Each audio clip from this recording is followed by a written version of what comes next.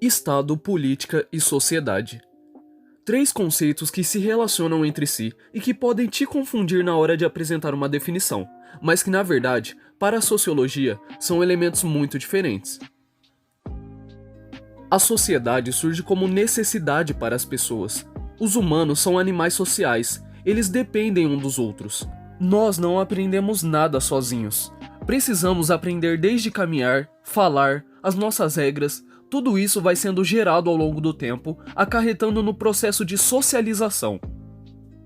A sociedade é composta por diferentes grupos sociais e pode ser influenciada pela cultura, tradições, pensamentos individuais ou racionais. A primeira pessoa a aplicar uma definição para a sociedade foi Emile Durkheim. Para Durkheim, cada indivíduo possui sua função, formando uma organização. Durkheim focava nos fatos sociais, ou seja, essa sociedade organizada impõe regras, costumes e hábitos para o indivíduo. Ele acreditava que a sociedade está acima do indivíduo. Essa sociedade acima do indivíduo cria uma relação de poder, uma hierarquia. Mas afinal, o que é o poder? Max Weber, que para muitos é o principal pensador deste tema, tem a visão de que o poder é a imposição de sua própria vontade em uma relação social, mesmo que quando há resistência alheia.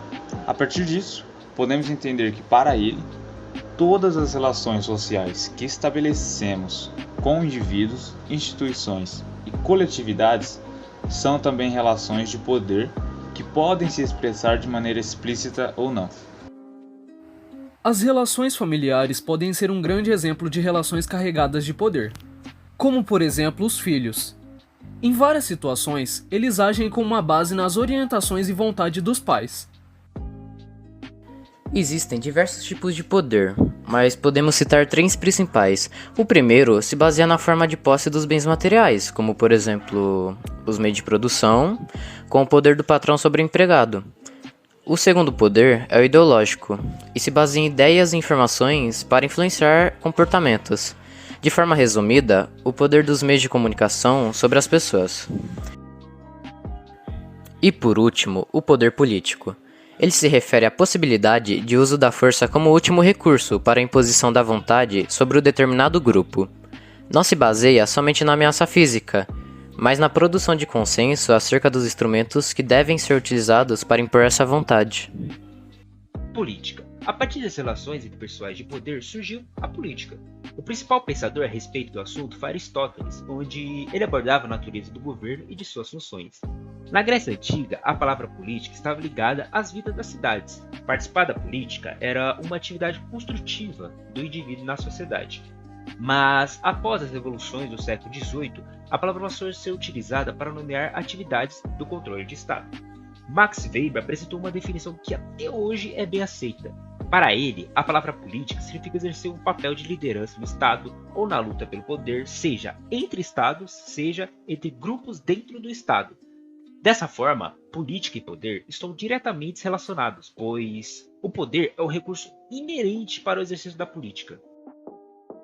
E é através da organização da vida social que se criam as hierarquias de poder e, consequentemente, se formam os sistemas políticos que envolvem os indivíduos, para só aí existir uma grande instituição unificadora que vem como representante da vontade geral, que no caso é o Estado. Para o Durkheim, assim como a sociedade, o Estado é necessário e fundamental. Ele age como o poder máximo de um grupo de indivíduos e tem a obrigação de formar o indivíduo e manter a organização da vida social do mesmo. A escola é uma ótima representação do Estado. Ela tem como obrigação formar a criança como indivíduo, ao mesmo tempo que a insere em um convívio social. Lá, ela vai aprender as regras, diferentes poderes e autoridades, aprender a cumprir obrigações e de como se relacionar com seus iguais. Mas para a gente falar do Estado como conhecemos hoje, é necessário olhar um pouco para trás, olhar o contexto histórico, tendo em vista que as sociedades são diferentes. Cada uma vai ser influenciada de uma maneira ou definir o que é natural ou não. Existem e existiram diferentes modelos de Estado. A primeira forma histórica do Estado moderno foi o absolutismo, um modelo de governo onde todo o poder é centrado em uma única pessoa, o rei. Para justificar esse tipo de administração, o governo, em parceria com a igreja, utilizavam a fé de seus fiéis como forma de manipulação. Ou seja, segundo a igreja, o rei é o representante de Deus, e a palavra de Deus é a lei.